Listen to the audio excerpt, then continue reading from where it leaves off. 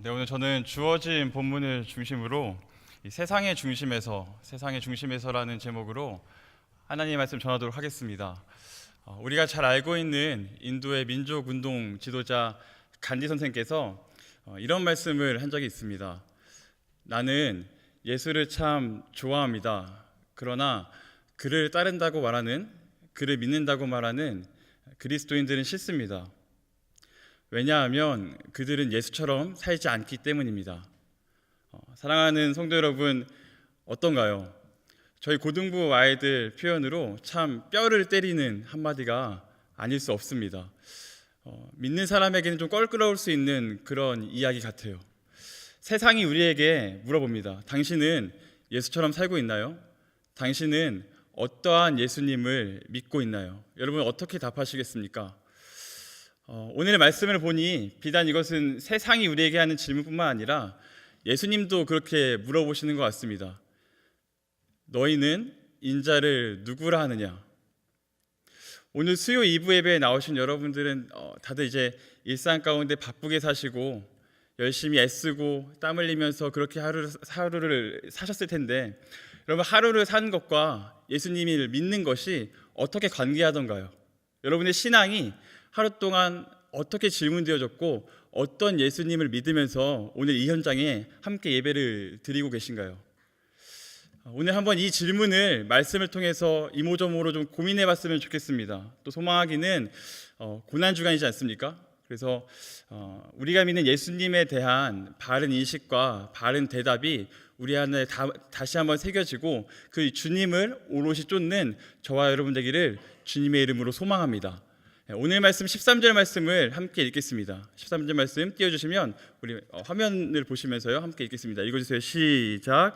예수께서 빌립보 가이사랴 지방에 이르러 제자들에게 물어 이르시되 사람들이 인자를 누구라 하느냐. 마태복음의 저자는 오늘 이 사건이 빌립보 가이사랴 빌립보에서 일어났다는 것을 굉장히 주목해서 서술하고 있습니다. 우리가 이 서술에 좀 주목해 봐야 될 필요가 있습니다.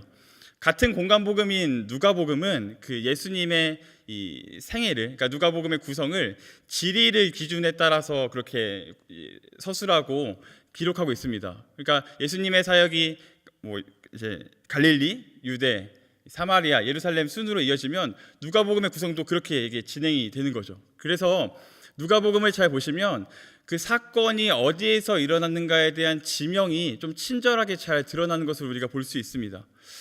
그런데 마태복음은 그렇지가 않습니다. 마태복음은 이 모음집 형식으로 되어져 있습니다. 그래서 예수님의 설교가 마태복음 5장에서 7장까지, 그리고 이제 기적이 8장에서 9장, 또 비유가 13장, 이런 식으로 말씀의 이 덩어리가 마치 옴니버스식으로 되어져 있기 때문에 때로는 그 지리와 어느 곳에서 사건이 일어나는지에 대한 정보가 충분치가 않습니다. 때로는 불친절하게 느낄 정도예요. 그냥 건너편, 그냥 산, 그냥 바다, 이런 식으로 되어져 있습니다. 그런데 그런 마태복음이 오늘 말씀은 유독 이 사건이 빌립보 가이사랴에서 일어났다는 것을 굉장히 주목하고 있습니다. 왜 그럴까요? 모르시겠죠? 제가 알려드리겠습니다. 이 지명을 통해서, 그러니까 이 장소를 통해서 주님께서 우리에게 주시고자 하는 메시지가 있다라는 겁니다. 여러분, 오늘 말씀에 나오는 이 가이사랴 빌립보는 헤롯의 아들 빌립이 이 로마의 황제 가이사가 자신을 분봉왕 삼아준 것에 감업해가지고 감격해서 지은 도시입니다. 그래서 이 황제의 신상을 짓고 황제의 신전을 짓고 황제를 숭배하는 글귀들을 이렇게 써 놓으면서 도시를 지었고, 그 이름을 자신의 이름과 이 왕의 이름을 따서 빌립보 가이사랴, 가이사랴 빌립보라고 이렇게 지은 겁니다. 근데 이 빌립보 가이사랴가 위치한 지역을 우리가 한 번 더 좀 주목해서 봐야 됩니다. 가이사랴 빌립보는 헬몬산이라고도 하고 헐몬산이라고도 하는데 제가 편의상 헐몬산이라고 발음을 하겠습니다. 헐몬산 일대에 이렇게 위치해 있었습니다. 헐몬산은 어떤 곳이었었냐면 구약 시대에서는 바알 종교의 온상지였습니다. 그러니까 바알을 섬기고 바알을 제사하던 신전들이 가득했던 곳입니다. 근데 이게 또 신약으로 와서는 판신, 그러니까 목동과 목양의 신이라고 말하는 판신의 신전들이 가득했던 곳입니다. 그리고 이게 로마의 시대에 와서는 이 로마의 황제를 섬기는 숭배하는 그런 신전들이 있던 곳으로 바뀌는 것이죠. 사랑하는 성도 여러분, 그러니 지금 예수님과 제자들이 위치해 있는 곳은 어디입니까? 우상을 섬기는 도시입니다. 그냥 우리가 머릿속으로 가이사랴 빌립보 할 때 투명한 공간을 그릴 것이 아니라 백색 화면을 그릴 것이 아니라 여러분 생각을 하셔야 됩니다.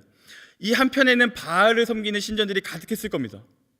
그 반대편에는 판을 섬기는 신전들이 가득했을 겁니다. 그리고 그 모든 것을 덮는 로마의 황제의 신상과 로마의 황제의 신전과 로마의 황제를 기념하고 숭배하는 글귀들이 가득했을 겁니다.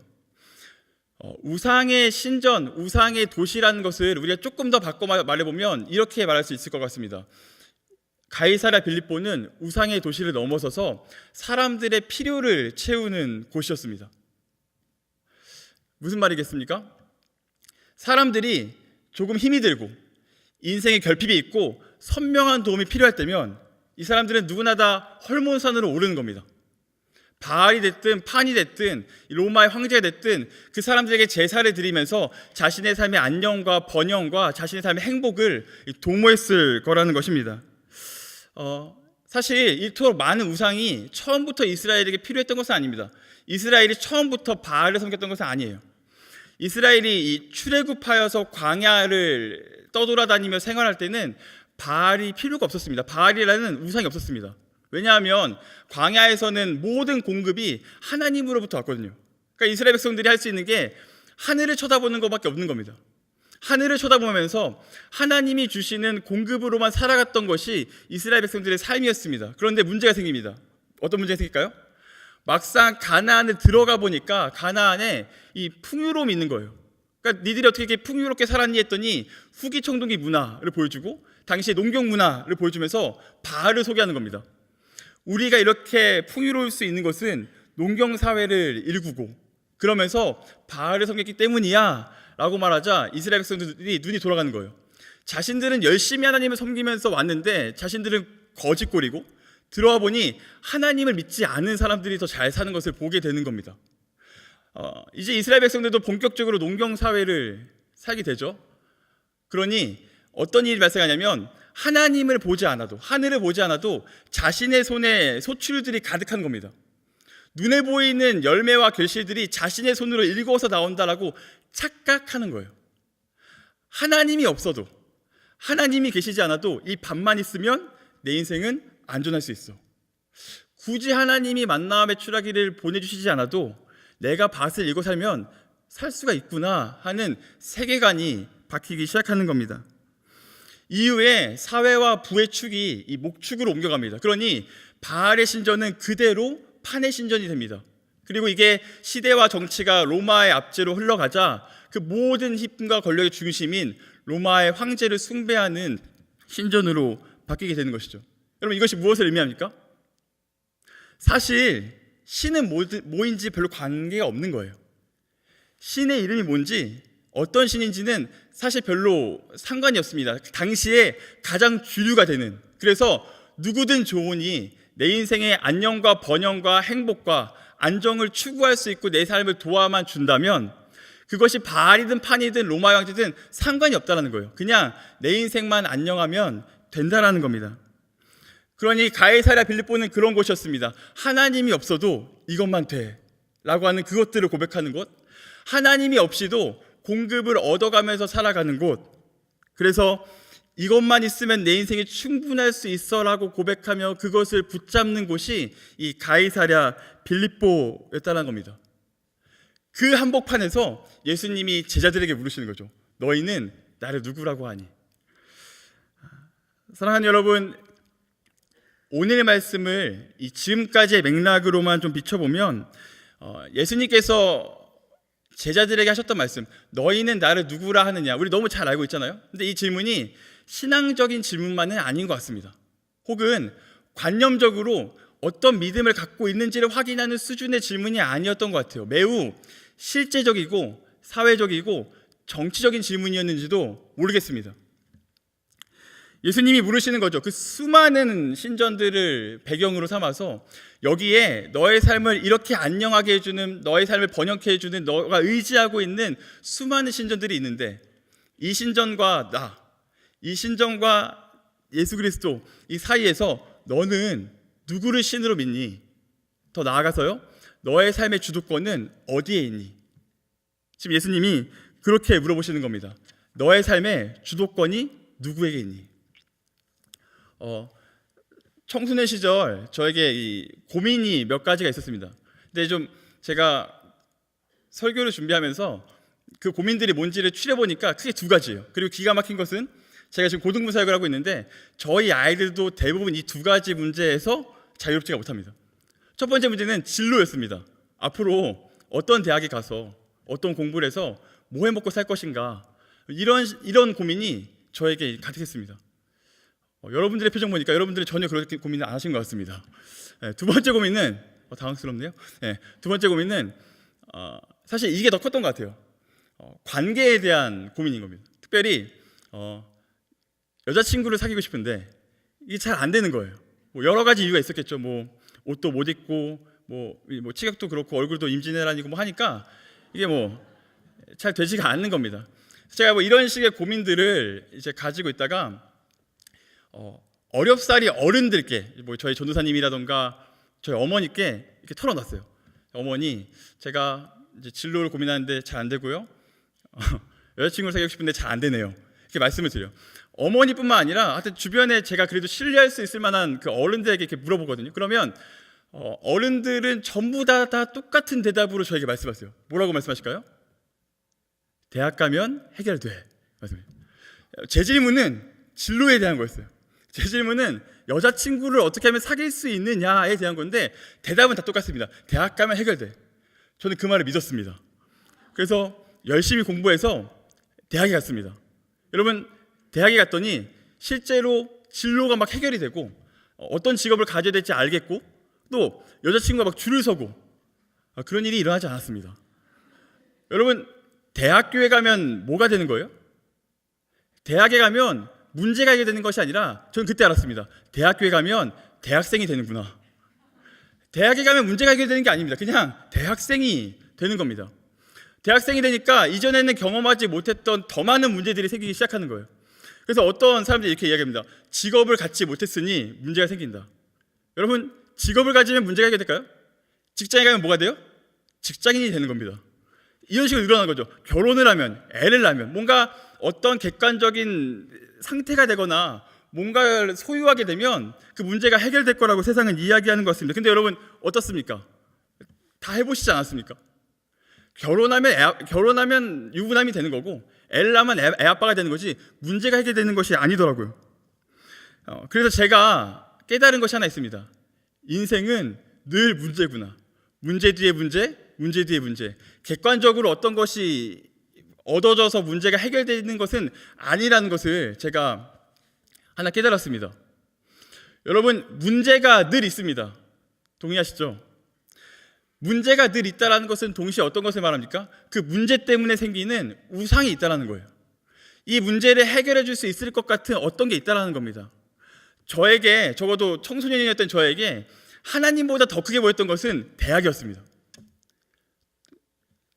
대학을 졸업할 때가 되니까 진로가 우상이었고요. 진로가 해결되니 결혼이 우상이었고, 이런 식으로 그 객관적으로 취해야 될 것들을 우상으로 여기면서 살아가는 것이 사람들의 삶이 아니겠습니까? 우리는 우리의 수많은 문제만큼 수많은 가이사를 안고 살아가는 겁니다. 우리는 수많은 문제만큼 수많은 바알을 안고 살아가는 거예요. 우리는 수많은 문제를 대하면서 수많은 판신을, 수많은 가이사라 빌립보를 밟으면서 그렇게 살아가는 것은 아닌지 좀 돌아봐야 될 것 같습니다. 그러니 너희는 나를 누구라 하느냐라는 이 질문은 특별한 현장에서 특별한 질문이 아니에요. 그렇게 수많은 네 인생에 이것만 있으면 될 것 같아? 이것만 있으면 네 인생이 완전하고 온전하고 번영하고 행복할 것 같니? 라는 그 질문과 세상 한복판에서 예수님이 우리에게 질문하시는 겁니다. 그게 주인이니? 내가 주인이니? 너의 주도권이, 너의 마음이 과연 어디에 있는 거니? 예수님 그렇게 물어보신다고요. 여러분 어떻게 대답을 하시겠습니까? 우리 말씀을 통해서 잘 알고 있습니다. 어떤 대답인지 오늘 말씀 16절을 좀 띄워주시면 함께 읽겠습니다. 우리 16절 말씀 함께 읽겠습니다. 시작.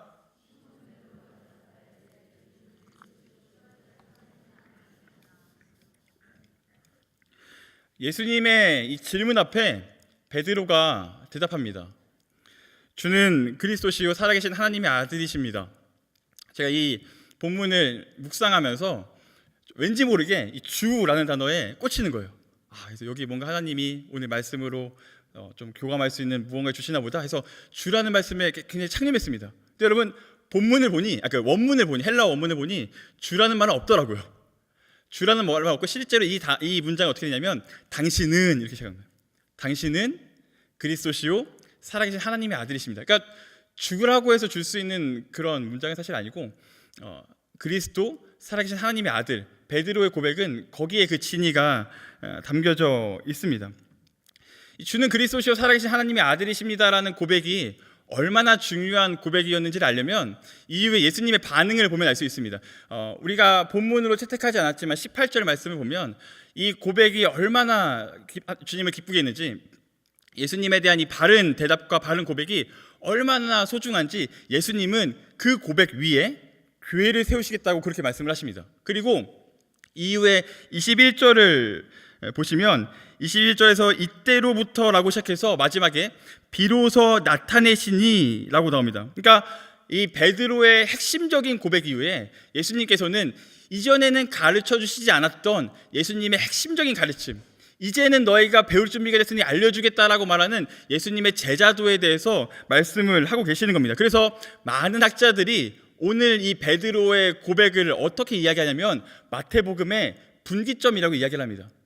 이 고백을 전후해서 마태복음은 전혀 다른 책이라고까지 그렇게 이야기를 하는 거예요.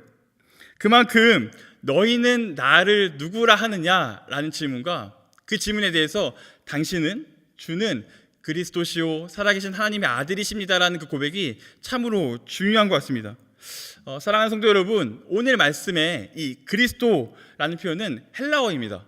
근데 이 헬라어를 히브리어로 바꾸면 우리가 잘 아는 단어인 메시아가 됩니다. 그러니까 그리스도라는 말은 사실은 메시아라는 말입니다. 근데 여러분 예수님 당시의 메시아라는 표현은 가이사에게만 쓸 수 있는 말인 겁니다. 그리스도라고 하는 뜻 자체가 기름 부음 받은 자라는 뜻인데 구약을 보면 기름 부음 받은 자가 3명이 나타나죠. 그 세 직분이 있습니다. 왕, 제사장, 선지자. 그런데 오늘 말씀을 보면 맥락상 선지자나 제사장에 대한 고백이라기보다는 왕에 대한 고백이었을 거라고 칭해져요. 근데 당시에 이 메시아 왕이라는 고백은 가이사에게만 할 수 있었던 겁니다.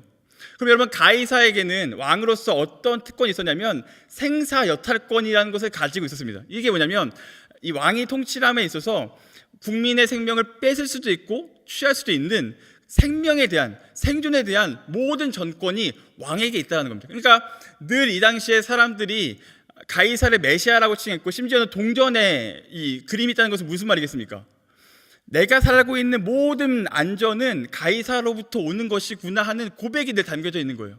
그러니까 그들의 삶의 생존권과 생사여탈권은 가이사에게 있다는 것을 늘상 고백하면서 살았다는 겁니다. 근데 지금 베드로가 그 고백의 주체를 주님이라고 바꾸는 거예요. 이 말이 무엇이겠습니까? 내 삶을 주도할 수 있는 것은, 내 삶을 인도하고 내 삶의 안녕과 번영과 내 삶의 행복의 그 생사여탈권의 주인은 가이사가 아니라 주님 당신이십니다.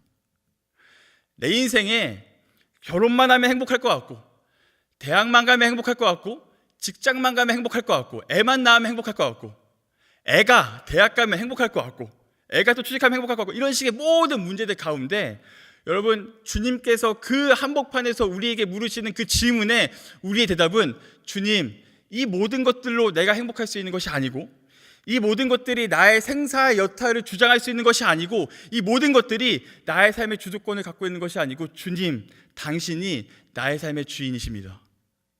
주님, 당신이 나의 삶의 생사여탈권을 쥐고 계신 분이십니다. 라는 것을 고백할 수 있어야 된다는 겁니다.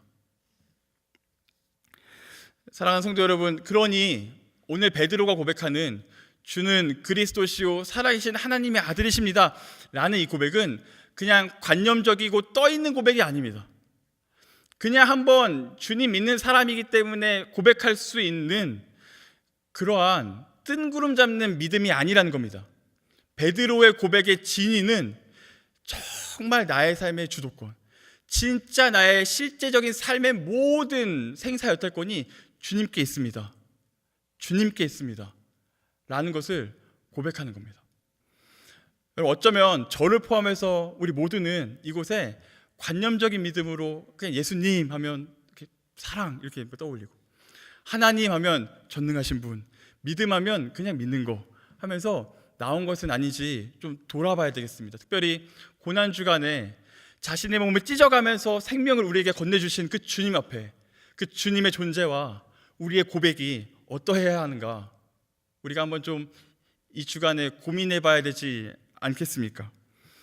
사랑하는 성도 여러분, 우리가 매주 그 주님에 대해서 고백하는 귀한 고백이 있습니다. 매주 예배에 나와서 우리가 믿음의 고백을 합니다. 뭐죠? 사도신경 합니다. 사도신경의 첫 번째가 뭡니까? 전능하사 천지를 만드신 하나님을 내가 믿습니다. 여러분, 창조를 믿는다는 것은 어떤 의미입니까?